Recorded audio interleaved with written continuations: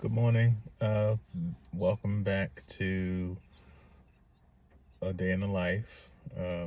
This is Glenn Ramsey, here to do another episode. I was trying to turn up the volume and I wound up restarting the tape. So whatever I just got finished talking about just got totally erased. Just lovely.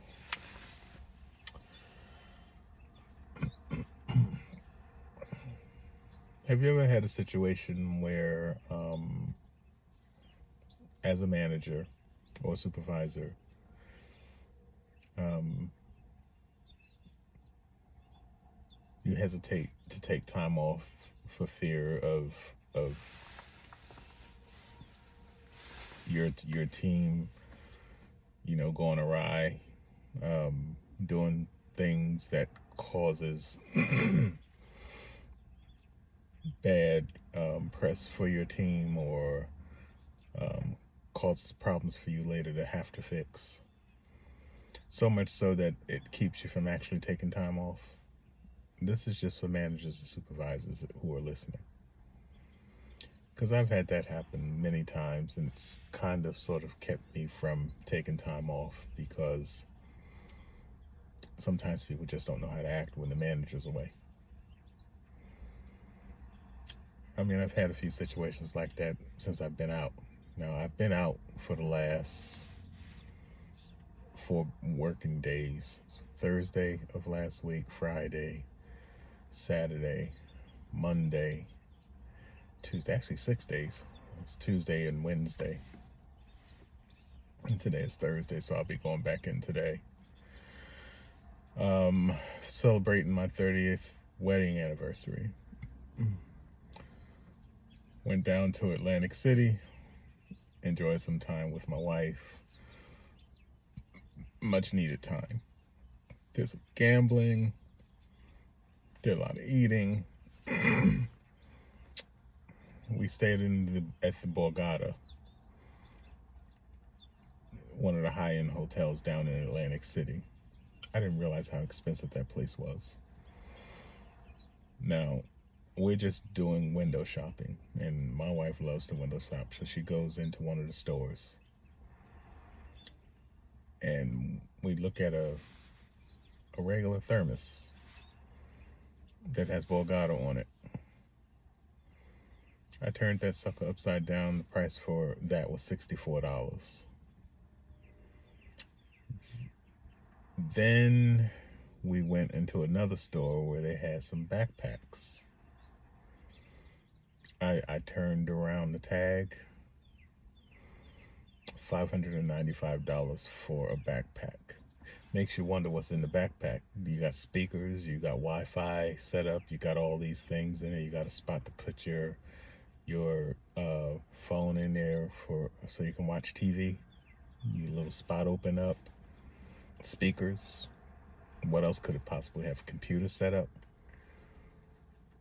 What about a backpack would cause you to charge $595 for something that probably costs a handful of dollars to make? Make it make sense. Then she went into another store where they were selling things like coffee makeups, high-end coffee makers and things like that. $3,500 for a damn coffee maker. Does it serve you too? Does it actually have a robot that comes off the damn machine and roll the coffee over to you, or the tea or the chai or the latte? She was saying that some of these people will come here, give me this one, give me one of these, give me one of these, give me. Now these are $15,000, $20,000, $3,000 items, and they're saying, give me 1, 2, 3, 4, and 5 of these. So these are clearly people who have money. So safe to say, I didn't really purchase a lot of stuff out of any of these stores.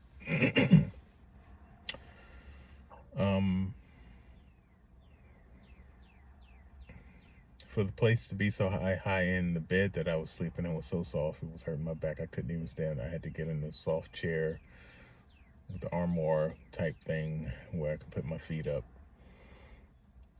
That's the only thing that I could sleep on.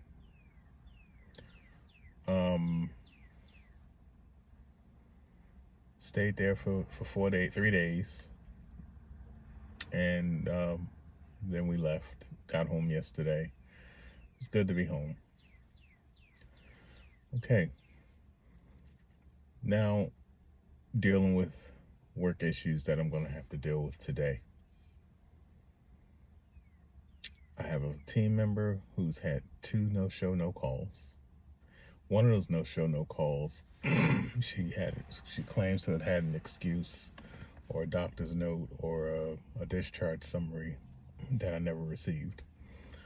So I'm trying to upgrade that to another write-up since she never provided me with that information. She had another no-show, no-call this past week.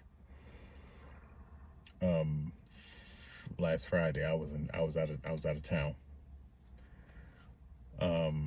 She showed up late for work on Saturday. She was an hour late. Then had the nerve to send me text yesterday telling me that her check wasn't right or her time wasn't right. Now, mind you, she's been told anytime you either lose your time card or whatever, I have a book where you put that time in so that when I do payroll that following Monday, the times are there. So I can go to the book and put your times in. If you don't put your times in, you're not going to get paid. So don't come yelling at me when your stuff's not right. And if I have the book in the process, there are copies of the form in the mailbox. Use that one and then just give it to me.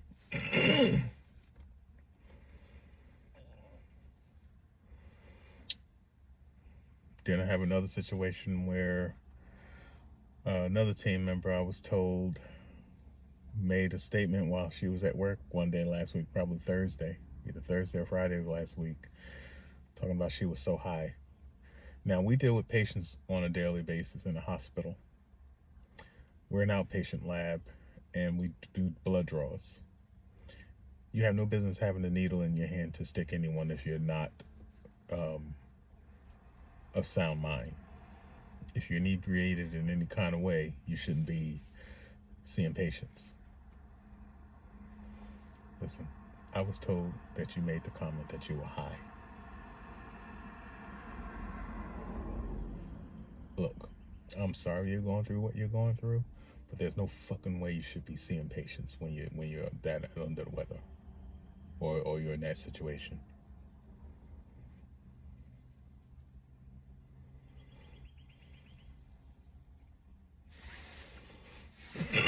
I don't know what's going on, but you don't do that. You can't come into work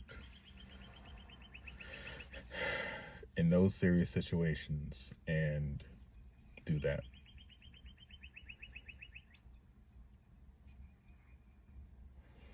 Then you're dealing with the situations in government and these tariffs and this stupid president and his robotic cronies who will literally do everything in their power to kiss up to him and bend the knee.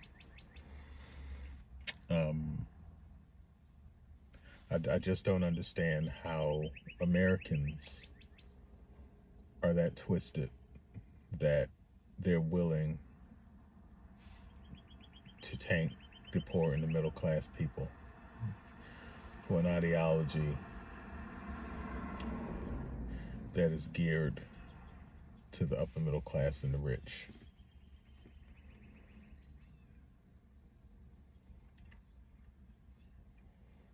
Him constantly talking about the tariffs are for businesses and that they're not geared toward the American people. All people, the economists, the pundits, all alike are saying he doesn't know what he's talking about. And to be quite honest, I don't think he gets how that works. I think he's so ignorant and stupid that he just don't get it. You pump certain things into his head that he likes to hear, he'll take it and run with it. And you got people in place that are using him as a pawn. He's the one that's taking the hit, while you got others being puppet masters that he has in place. Take a perfect example when he's sitting there getting ready to sign an executive order, and you got someone over his shoulder telling him exactly what we're getting ready to do, as if he's just hearing it for the first time. And they got such a person who's so good with word salad that he can make it sound so important and so wonderful, and you can just see his stupid ass head turning and yet nodding as if this is a good thing. Then he goes ahead and signs it. I mean, it's almost as if they create these things, and when you look at his face when they're explaining these things, as if he's hearing it for the first time, and they just need his signature on it.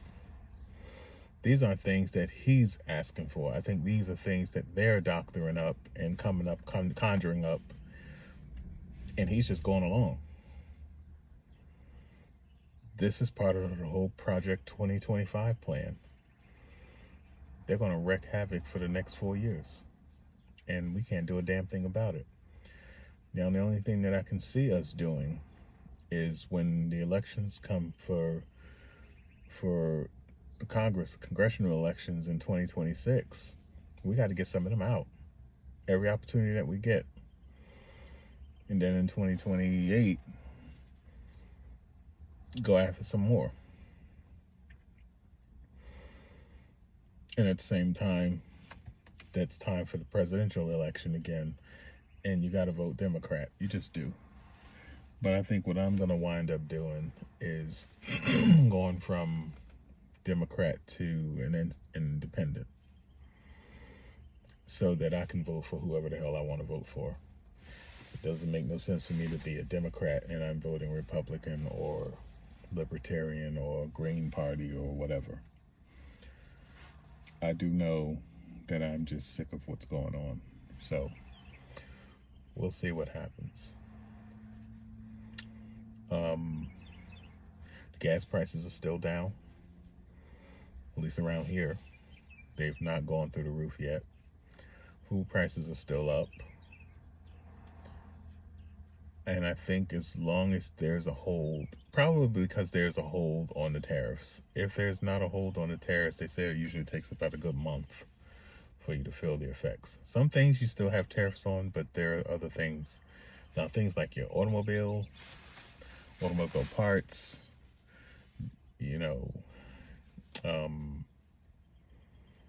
iPhones, you'll feel it there when it's time to buy a new one. They'll be marked up. So, on a positive front, on a more positive front, I'm gonna go to sports. Let's go Knicks. I didn't think they had a chance in hell to beat the Celtics at all.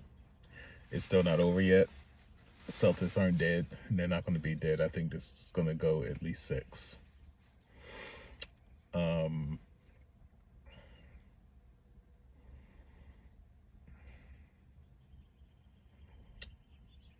The Knicks show no life all season when it came to playing this team. No life all season. Got blew out 3 of the 4 games, although they lost all 4. There wasn't a chance in hell. Not a chance in hell that they would win 1 game. They'd be lucky if they won 1. Well, after the first game, they were down by 20 at halftime in the first game, I should say. I'm like, you know what? I might as well just turn this off. So at halftime, I turned it off and went on to watch some other movie or some shit. Then maybe a couple hours later, I'm turning, and says the Knicks did the unthinkable, and they won. They fucking won the game. So I go back and look at the highlights, and this team just has no quit. Everybody's doing their part like they're supposed to. They're coming together at the right time. They're peaking at the right time. I think the Detroit series prepared them. Maybe by the second or third, maybe the third or fourth game in the Detroit series. So when their defense started playing better, and you can see the difference. Because Detroit was another team that was giving them fits during the season. I think they lost that series too, but they won one game. I think I think they won one out of the 4 games. But anyway, they had another game last night. Game 2, same thing. They were down by 20 in the third quarter. But I was like, they did it before. Maybe they can do it again. I went off to go to the movies with my wife to go see Thunder. I forgot what the name of the movie was, but Thunder something, and which was a very good movie. It was a Marvel movie. While I'm in the movie theater, I see on the ticker on my phone, Knicks come from behind and do it again. So they're up 2-0. They took 2 games in Boston, which was almost an unlikely scene because nobody gave the Knicks a chance. Some thought they may win 1 game. I expected them to get swept. But who knew they would take the first 2 games? Now they're going to Madison Square Garden for game 3 tomorrow night. They have to win that game tomorrow night to have a better chance of closing Boston out. They got to win that game tomorrow night.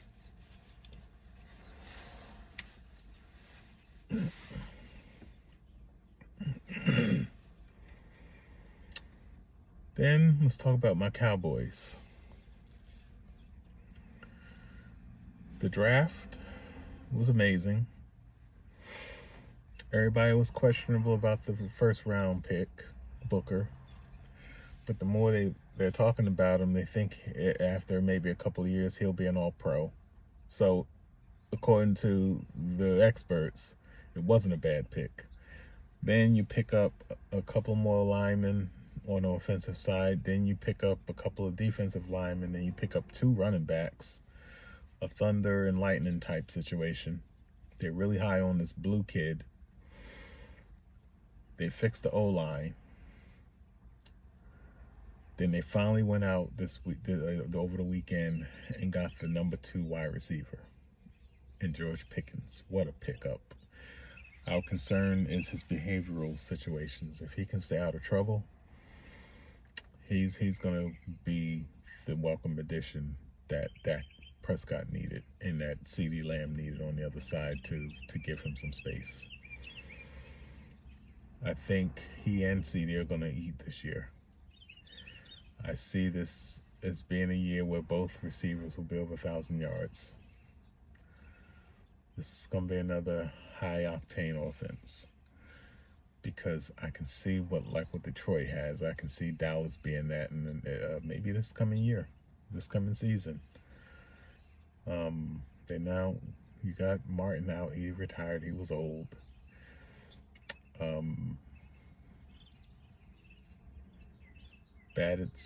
He's gone.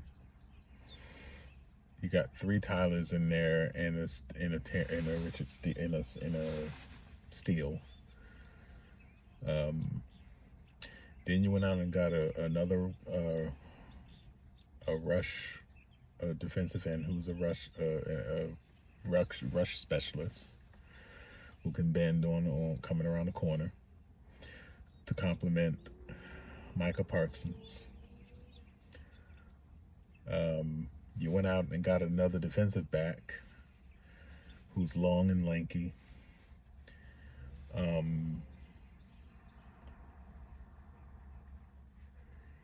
He had an injury,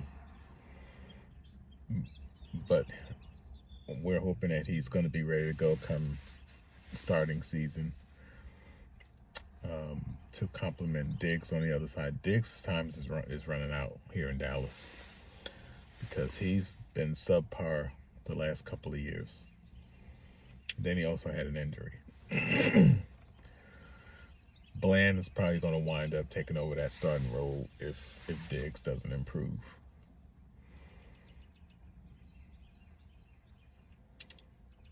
But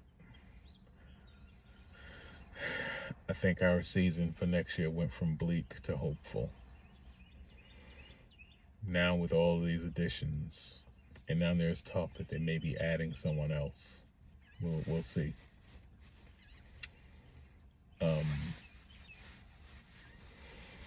Is it enough to overtake the Eagles?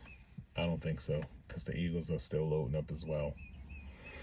It's going to be an interesting season. Dallas is going to be fighting for second place with Washington, because Washington has proven how good they are, and they're going to be better this coming year. Dallas may be languishing in third place. We'll see how the season plays out. It depends on how they start. Hopefully they get off to a good start, and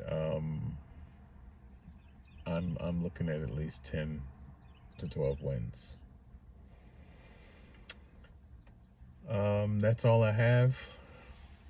It's been a while since I've been on, and I really have to try to be consistent. It's just been hard. I have to be consistent so I can get the algorithms. If you do like the content, press the like button, subscribe so that you can get and hit the bell for all the notifications. I'm going to go in here and get ready for work, and I will talk to you soon. Peace.